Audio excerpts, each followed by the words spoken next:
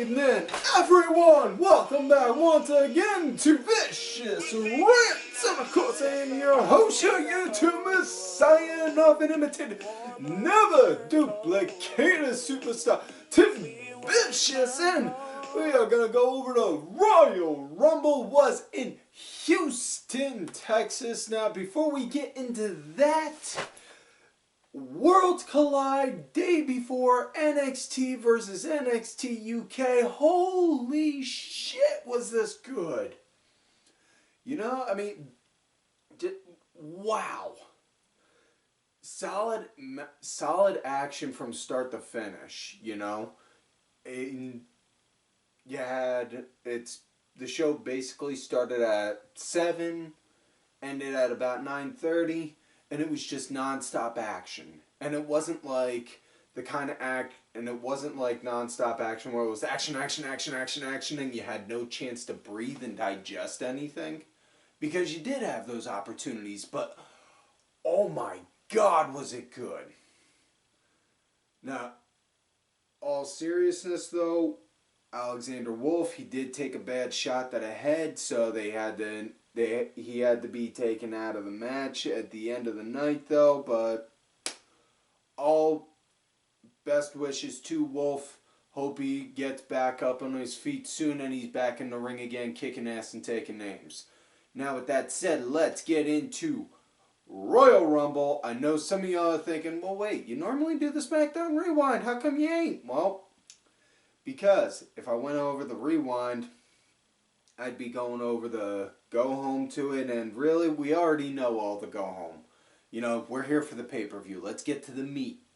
Let's get to the meat on the bone. So, pre-show match, Sheamus versus Gable, Shorty G, and I'm not gonna lie, you know, I was really looking forward to this. Like, you know, I really wanted to see on what Jimmy can do. You know, he's been out for a while. You know, there's been rumors, speculation, all that shit saying, you know, he's got spinal stenosis, he's got neck issues, he has the same problems that Austin had, this, that, and the other. Yeah,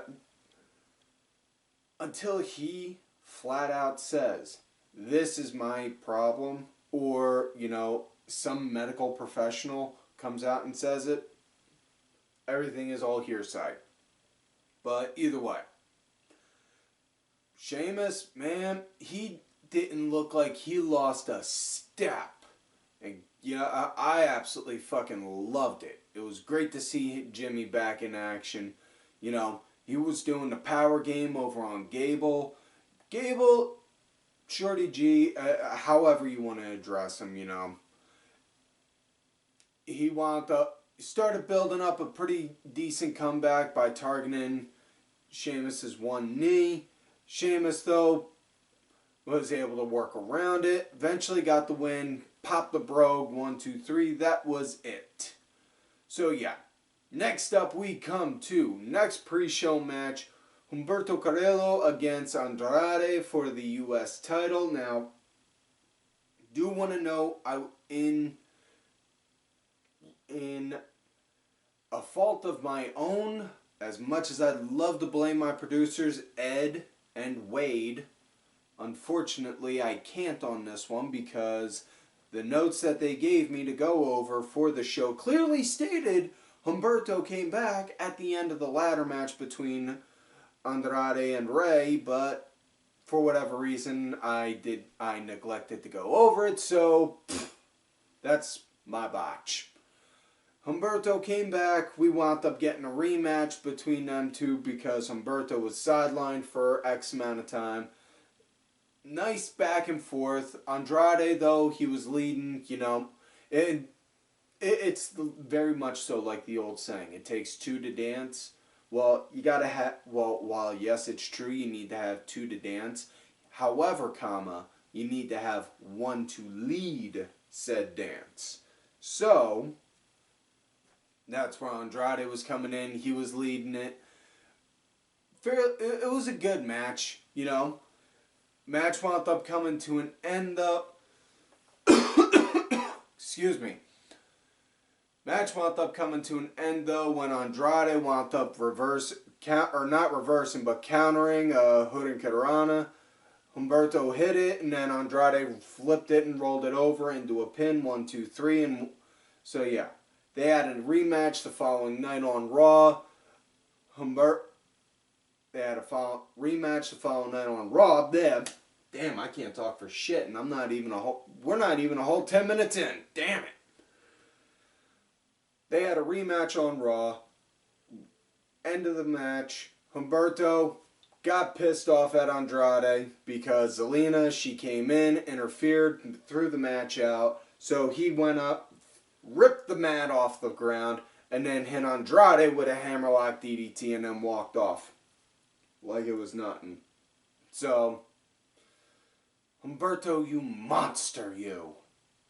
What did that man ever do to you? Besides driving your head face first into the cold, hard concrete. Anyways, now let's get to the main show.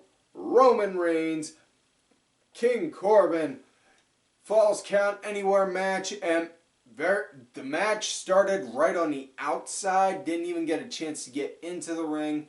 It was solid brawling, you know. Rude and Ziggler, they wound up running interference. They started to work on Roman. Next thing you know, Usos came in, helped save the day, and then just as Rude and Ziggler were about to go and put body slam Uso 1 onto a security guardrail, the other one, Uso 2, did a crossbody and took them all out. Which was funny because my son, when he was watching it with me, he was like, well, Dad, why did he do that? He just hurt his brother, too. Well, bud, he had to do that because given the option of doing a giant crossbody and splashing him, and then he falls about a good 6 inches off the ground, or getting body slammed onto cold hard steel, which would you prefer? Yeah, you got a point. I'd take the ground. Yeah. So, just interesting little tidbits, but yeah, it was a fairly decent match, you know, and of course, favorite part of the match, hands down, this had to be a Vince McMahon spot because you listen to enough podcasts, interviews, and all that, you know Vince has a thing for toilet humor. So, I could just picture it at the meeting. Now, just imagine. Corbin. Alright, pal. Listen up, Corbin. We're gonna have this match. And then, right out of nowhere, Roman, he's gonna slam your head right into the porta potty door. and then he's gonna throw you in it and lock it up. And he'll drag it on out. And then flip it right on over. God damn, that's good shit. That's gotta be on how it happened. Yeah, Corbin, he got thrown into a porta potty. Roman flipped it over on him. Yeah. And I know a couple other people were saying and putting it out there on their Twitter, but, you know, honest to God, first thing I thought of was like with Family Guy. Oh, it's in my raccoon wounds. But yeah, after that, the match drug on. Literally, they were both swinging at each other and dragging as they went along. Eventually, they got over to where the dugouts were. Roman wound up popping a few Superman punches and then wound up doing a spear right on top of the dugout and then got the 1, 2, 3. That was it. So, case closed. Next matchup, we got the Women's Rumble, and thank God I had my heart meds on hand. Whew. Good thing my buddy Zeke also was there, helped make sure I had some extra fun. Now, not going to go over the whole deal because new viewers to the show, not going to go over the whole over it all because mentioning numbers 1, 2, 3, 4, 5, and all the way to 30, no. Take too much time. So, cut to the nitty gritty. The opening, the starting two was Alexa Bliss and Bianca Belair. Oh. And surprise entries that just gave like the holy shit, that, you know, gave that holy shit I wasn't expecting kind of moment was Molly Holly, Mercedes Martinez, Candice LeRae, and Otis doing a save for Mandy Rose. Mandy, when she came in, she got tossed over. Just as it looked like she got tossed over, her feet landed right on top of Otis. And Otis just laying there like, yeah! You nasty little foot freak bastard. Otis is the one man all male wrestling fans both love and are extremely jealous of at the same time. Yeah. But either way, other surprise ones, Mia Yim, Dakota Kai. I'd say Chelsea Green was in, but she was in for like maybe a hot 3 to 5 seconds. Naomi was in, and she actually had the infamous Kofi spot for the Rumble where she got tossed out, but kept her feet up on the guardrail. Feet never touched the ground. Wiggled her way over to the announce table, and then took off the little wood flap that's on top of the announce table and made a little bridge to the stairs to get back to the ring. Other surprises, Kelly, Toni Storm, Beth Phoenix, which Beth got to give mad credit to for the simple fact of some point during the match, Beth, she caught a real nasty spot in the back of her head and wound up getting some massive blood. She looked like Ric Flair in the 80s with that kind of hair. But she was a trooper. She stayed in it. You know, and yeah, Tegan Knox also. Biggest surprise at the end, though, was Shayna Baszler. And Shayna, she wound up clearing house, though. Match wound up coming to an end, though, when the final two was Charlotte and Shayna Baszler. Charlotte eventually took out Shayna, so Charlotte won. And a lot of people were mad about that, saying like, oh, well, she's just getting this because she's Rick's daughter. You know, she's just, you know, they built the division around her, this, that, and the other. Hit the brakes. Listen, you don't have to like who wins. Because here's the simple thing. The Royal Rumble will either makes new main eventers or it helps build more, or it's for, get the words right. It either helps build main eventers or it helps established main eventers have a story going in. You know? I mean, where was the uproar over Austin winning the Royal Rumble 3 times? Where was the uproar over Triple H winning it? Or when any other time, you know, or Batista, Edge, or any like that. I'm just saying. Yeah, you guys want to go and complain saying like these, you know, are best example. Guaranteed he was made man. Undertaker. When Undertaker won the Royal Rumble, where was the uproar? Saying, oh, well, they're just giving it to Taker because, you know, he's a main eventer. I want to hear the same argument. Anyways, moving forward, next matchup, we got Bayley versus Lacey Evans, and decent back and forth at the start. Bayley wound up picking up the pace and was leading the rest of the match, though, after she wound up faking that. She had tweaked her knee. Looked legitimate for like a good minute or two because dead air, and it was ref would not let her get near, and it looked like the legit kind of not get near. And Bayley's like, and not even responding to the can you still compete thing. She's just sitting there like, and then once Lacey eventually gets a wham, then she gets back on her feet and starts moving.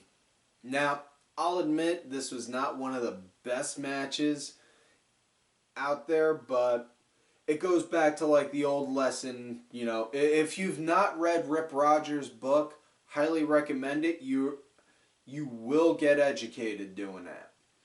But one thing Vince McMahon will tend to do from time to time, put on a stinker match right before a good match to make that good match come off 100 times better, because he would do that shit with Hogan back in the day.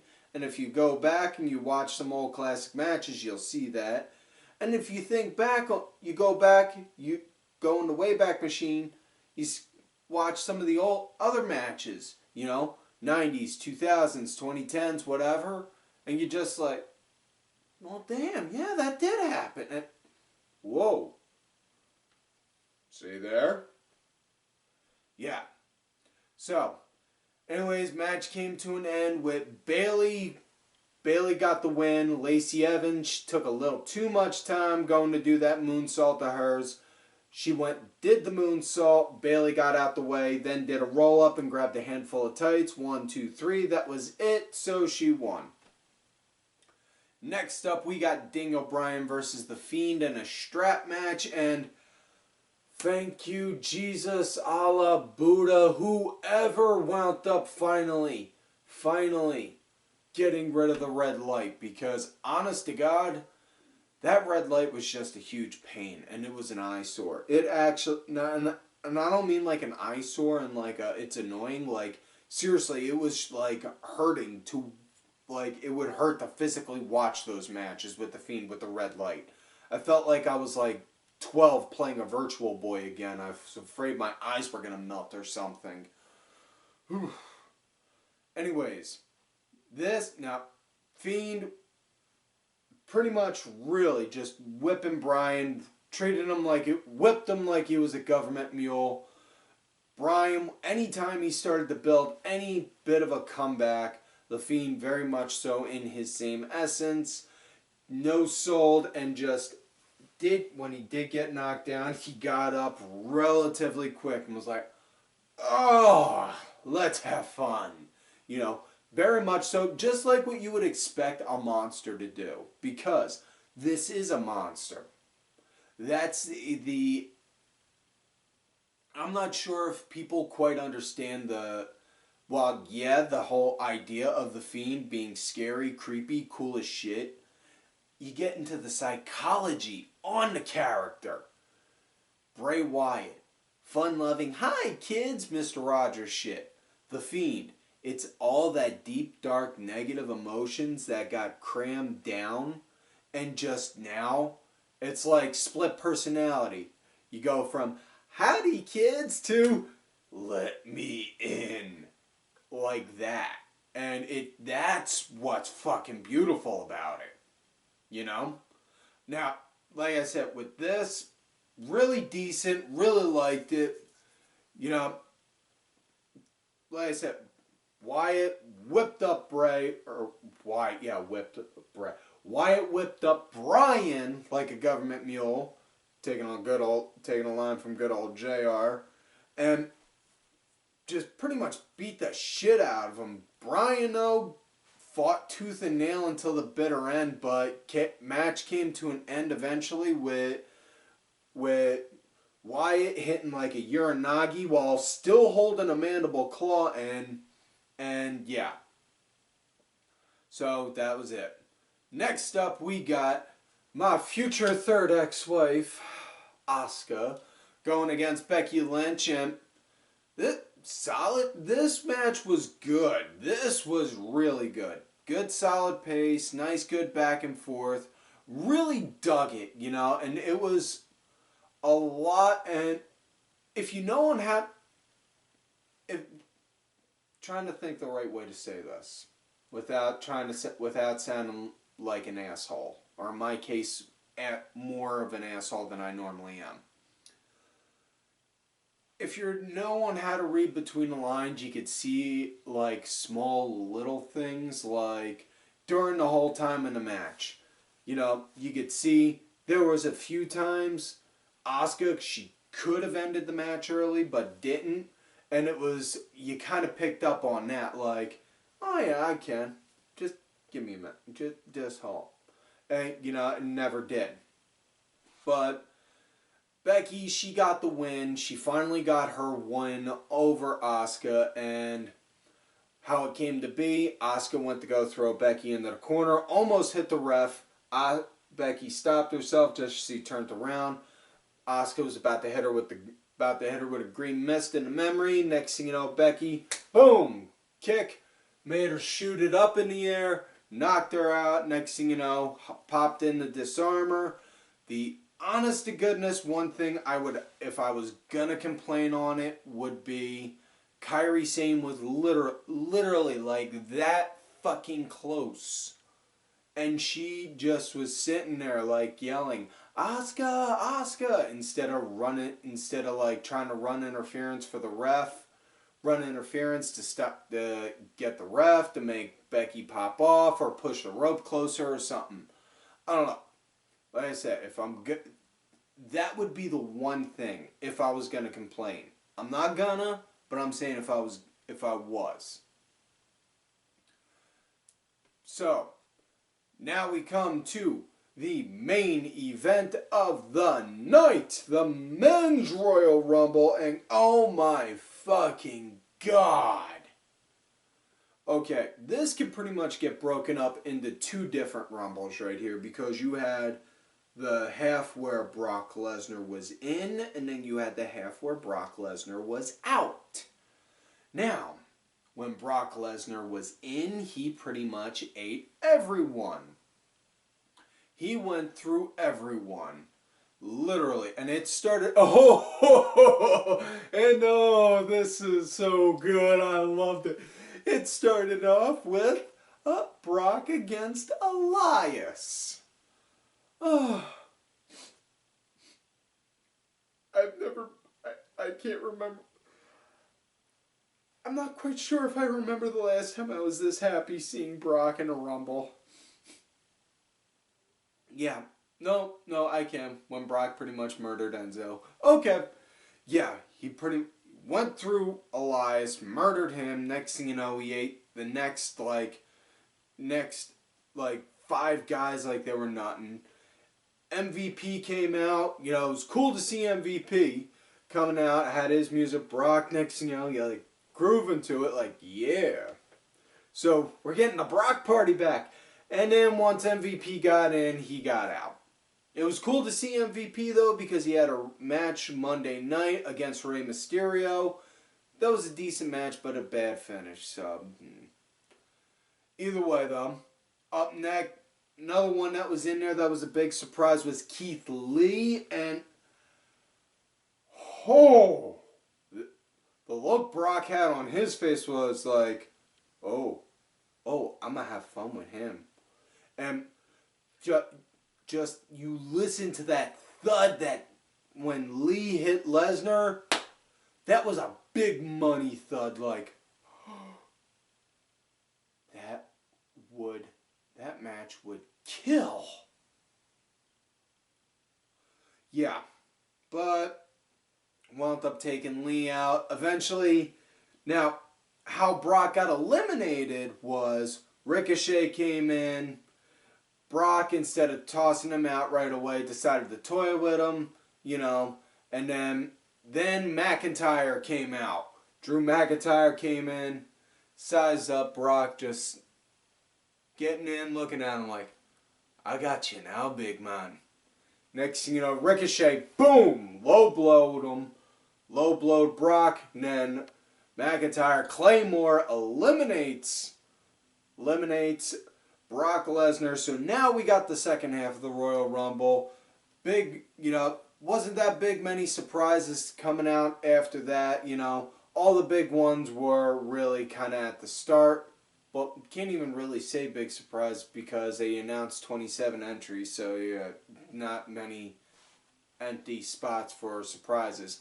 We'll say I was mad that Kofi did not get a infamous Kofi spot in the Rumble, where he found a way to protect himself from getting eliminated like he normally does. I'm not, you know, you could say that's a good, you know, the optimist can say that's a good thing, saying that they are seeing Kofi as more of a top tier guy. The pessimist could say, well, fuck, they're just shitting him, forgetting him. I'm just looking at it saying, well, damn, I wanted to see on how Kofi was going to survive an elimination.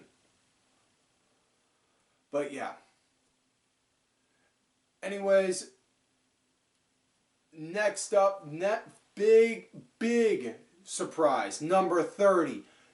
Never in a million years would I have fucking expected it. Fucking Edge. Edge came back. Oh my god. My heart swelled up. My son's jaw dropped and hit the floor like, what?